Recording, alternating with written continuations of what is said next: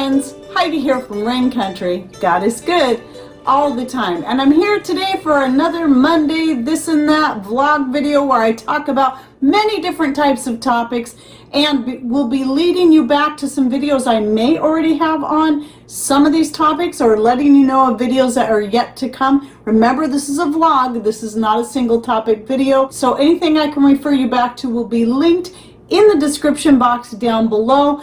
Make sure you click on either show more in all caps if you're on a computer, right down here below my channel name, or the little gray arrow on this side if you are on a smart device, to open that description box and find all the information I'll be putting in there. Okay, so let's get to the topics of today because I have several to cover. Let's talk a minute about the peanut butter. I recently pulled out another jar of peanut butter. I haven't bought it in a while, so a couple years ago, in fact, was when I bought this. And I had mentioned it was a thought that occurred to me, and of course I did find out I wasn't the only one, but I actually thought of it myself and was surprised I hadn't thought of it sooner. But you know, we can't always think of everything. And anyway, what I started doing was realizing anytime you're getting a more natural made peanut butter that doesn't have all the stabilizers and junk in it to keep it from separating, the best way to store it is to turn the jar upside down in storage. So I wanted to bring this up again. I'd mentioned it in a video a couple years ago. It's going to make it easier to blend if all your oil, when you turn it over, is on the bottom. Because when you have it where the oil, where it sits in storage for a long time and it settles to the bottom, it can get very dry on the bottom and hard to work that up. Where this way, you've got the easier to mix stuff on the bottom.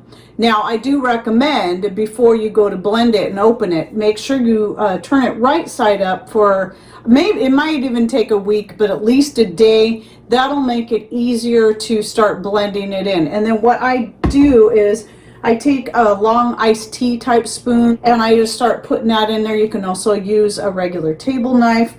And, you know, that way the oil can start working its way up from the bottom a lot quicker and then make it easier to blend. And then once I got it somewhat broken up, I actually took my stick blender or immersion blender and then just stuck that slowly. You want to go slowly. Start at a low speed and then you can speed it up as you work your way down. And then slowly bring that back up and then do that a couple of times. And that's the easiest way yet to get it fully blended. Yes, you can, you know, if you remember to do it every week, just keep turning that peanut butter. Turn it right side up and then invert it and then turn it right side up again. But I'll never remember to do that with my stored peanut butter, especially if you're storing your peanut butter in a place that's not as easy to get to. But one thing I've started considering doing is taking the peanut butter out, putting it in glass jars, and then vacuum sealing it, then inverting it in storage. That's going to be the absolute best way. So especially if you're making your own peanut butter and you want to make a bunch at a time because it's a messy process and you don't want to keep changing out the plates on your grinder or whatever, you can make up a bunch, store it in either reused jars, glass jars, or your canning jars, and vacuum seal it. And I've shown many different ways to vacuum seal using that cheap little pump that you can, and jar sealing tops. Now just understand the food saver tops and even the off-brand ones are made only to go with Mason style jars, so they have to either, there's only two sizes, regular mouth or wide mouth. And then the other option is using the vacuum chamber like Patrick has been making and selling for about 2 years now, because many of our subscribers requested that he make something that would vacuum seal jars. And so the nice thing about that is I can put any jar in there. As long as it fits in the chamber and I have the correct lid, it doesn't matter the shape of the top of the jar, it'll still seal it. So anything I can put in there with the right lid, it'll seal. Okay, so let's talk just a bit about the horsetail. Now, I'm not going to go into a lot of detail about horsetail because that's what this video is about. I will have a video coming out in about 3 weeks because I plan on shooting it today. So that means it's going to be approximately 3 weeks out on the benefits of horsetail. But if you're wanting to get out there and harvest it now, I want to give you a few tips first, because you know, you can always harvest it now if you got it coming in all over the place, and then wait for that video to come out to learn how to use it and the many things it's good for, or you can do your own research. But the two main things I want to bring up is making sure that you're not collecting marsh horsetail. Now there's very many varieties of horsetail, which is in the fern family actually. And the most commonly used one for medicinal purposes is actually the most common one you're going to find, and that is your field horsetail, also known as common horsetail, and also known by its botanical name as Equestum arvens, I believe. I'll put it right here just to make sure so you can see the spelling.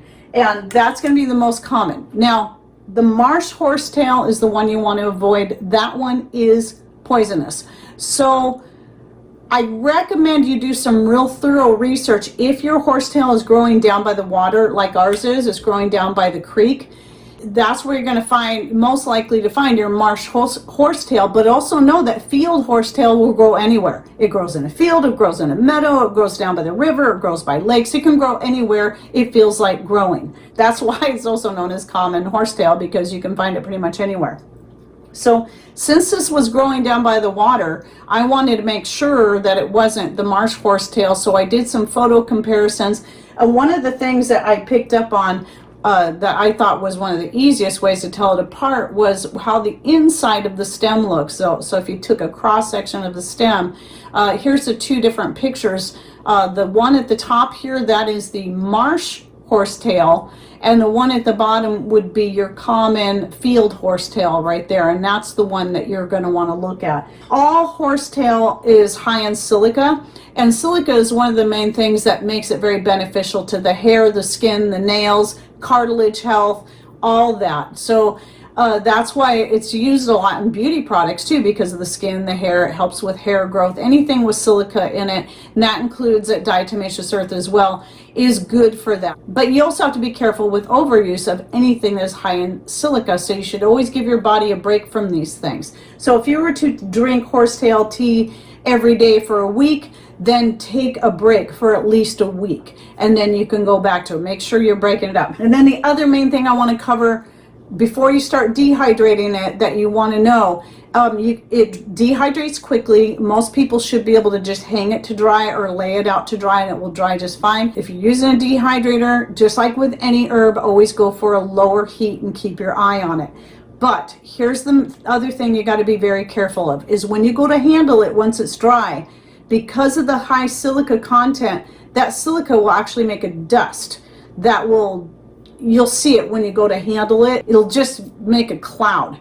And it is important that you don't inhale that, for the same reason you don't want to inhale diatomaceous earth. So when I was handling the dried horsetail to crush it up and then put it in the jars, what I was doing was I was just putting a cloth over my face, just so I'm not inhaling all that in while I was working with it, because it can be hard on the lungs. Other than that, silica is really good for you, and actually horsetail can be very helpful for lung health as well. So especially if it's combined with mullein, because they each have their own actions they're good at when it comes to your lung health. So combining them together for any kind of lung disorder can be very beneficial. So let me get to a couple of questions in regards to vinegar.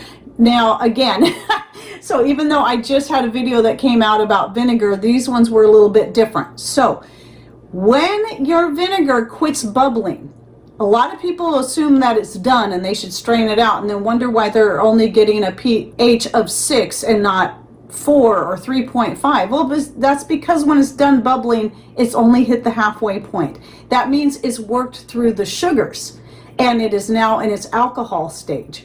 It needs to then go from the alcohol stage to the acidic stage. And how that happens is that it sits for at least another 2 weeks with only a cloth or something that will allow it to breathe. The cloth is only there to keep the fruit flies that are flying around my head right now, even though I just killed a whole bunch of them. Yes, the fruit flies will come around when you're making vinegar, especially this time in the year.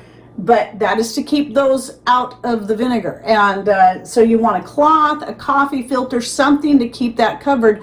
But that also allows the air exposure, the oxygen exposure. So if you're using cloth, make sure it's cotton or some kind of other breathable, natural, not polyester fabric. And by the way, I have a video I did last year on dealing with fruit flies. I will link to in the description box down below. The other thing in regards to vinegar that I wanted to bring up, putting vinegar in your pet's water. Actually, for your pets, your chickens, all your farm animals, a good homemade vinegar, like this one I have going on right here. This is another garlic oregano vinegar I got started for my chickens. Very, very healthy for them. It can help build their immunities and help with their digestive health and many different things. Now, obviously, any of us responsible pet and farm animal owners would know to pay attention to whether or not our animals are drinking that water. If your animals do not like the vinegar in their water, don't put the vinegar in the water, because obviously it's more important they get the water to stay hydrated. And my chickens love it. They seem to like it better when I add the vinegar to it. But now Cody, for instance, he won't drink the water even if I add the smallest little splash. So obviously, because I'm smart enough to know this, that it's more important he stay hydrated, I don't put vinegar in his water.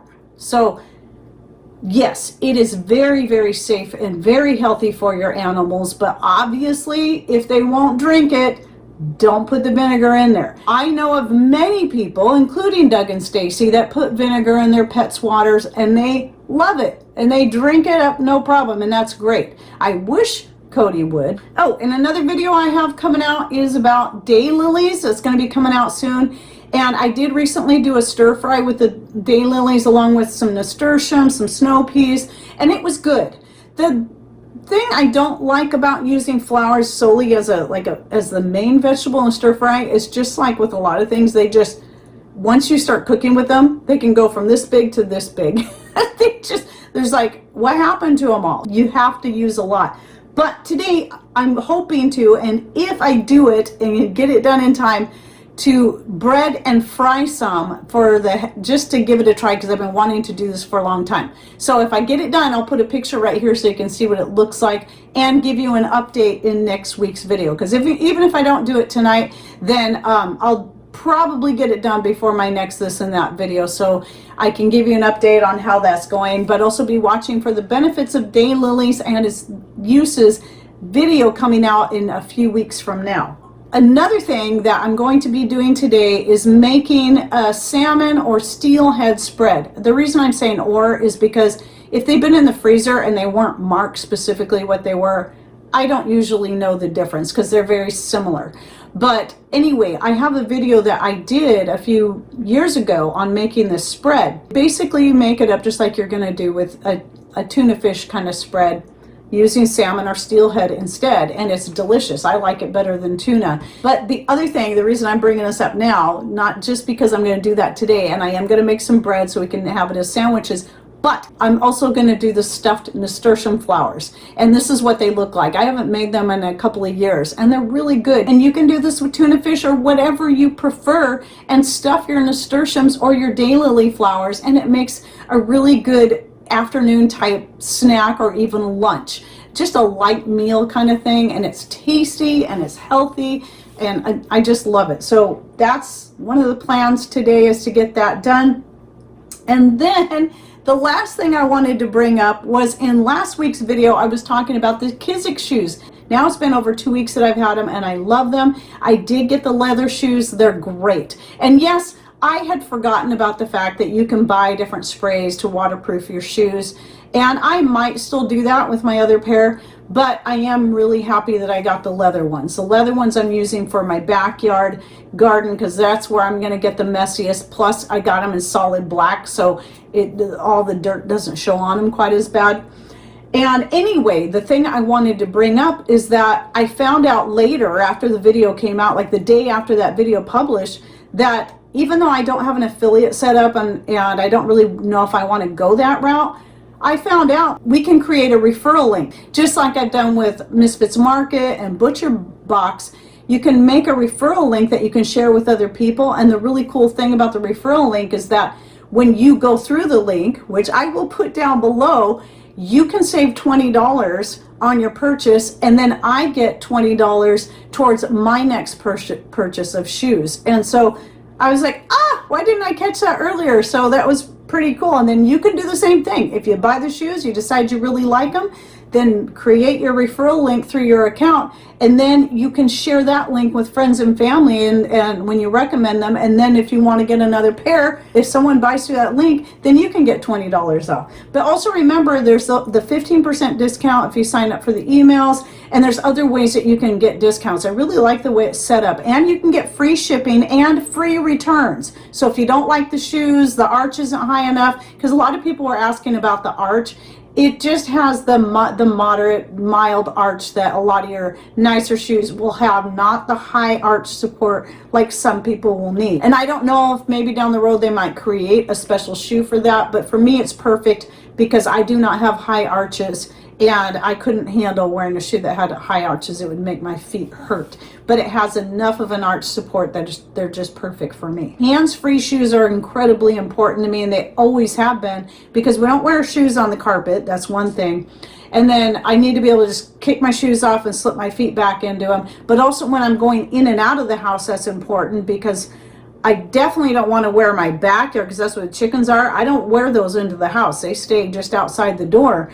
And I almost always have my hands full of something, and plus just being so busy and my time mattering to me, I want to be able to just slip my feet in there and go.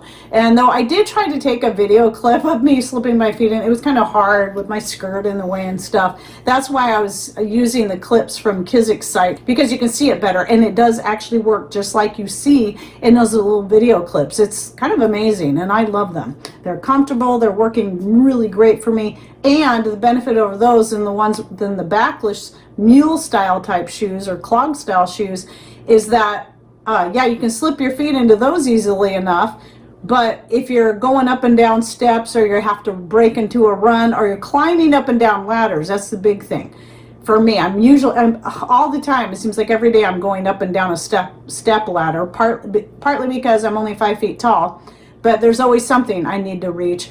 These don't fall off my feet. They stay securely in place, even though I went with the smallest size and they're just a little bit too big for me, because I don't typically wear a 6. Usually I can wear down to a size 3, 3.5, depending on the shoe. Well, the Kisiks only come down to a size 6, but I thought I'd give them a try, because sometimes I can wear a 6 just fine. They're a little bit long in the toe, but other than that, they fit nice to my foot, and they're comfortable. And even though they're a little bit big, they don't slip off, and I'm still very happy with them. So anyway, that was just a little update on that, and again, still happy with those shoes, and I highly recommend them. So if you're curious, I do think they're worth the price. Well, I should say so far. I can't really say what the longevity is, because they're still pretty new, but that'll be the real test. If people want to wait a little longer, and I can give you an update down the road if it looks like, you know, they're still holding up great, or they're starting to fall apart, I will definitely make sure that you know about that. All right, well, I hope you enjoyed my this and that for the week, and if you got any thoughts or anything you want to share. Oh, and I do hope to do a garden update video on this Wednesday this time, so I won't be talking about that today. But anyway, share with us any of the topics I talked about, anything you would like to add to that, go ahead and share with us down below in the comments. And thanks for watching. Take care, and God bless.